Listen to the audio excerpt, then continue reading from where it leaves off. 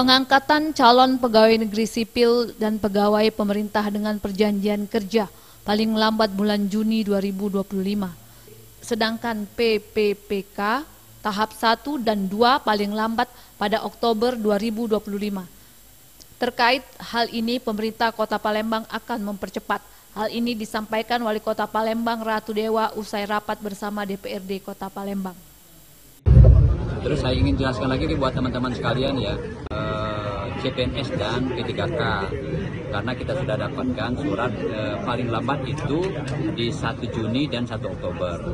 Tetapi kami mengambil inisiatif pemerintah kota untuk kita adakan percepatan nantinya, khususnya pelantikan CPNS. Saya sudah minta BKPSDM untuk diadakan di bulan Mei dan juga termasuk nanti P3K juga. Walaupun di bulan Juni dan Oktober, tapi kita ingin dipercepat di bulan Mei. Insya Allah ke depan semuanya akan kita laksanakan di BKP secara serentak nanti. Tim Liputan Sriwijaya TV.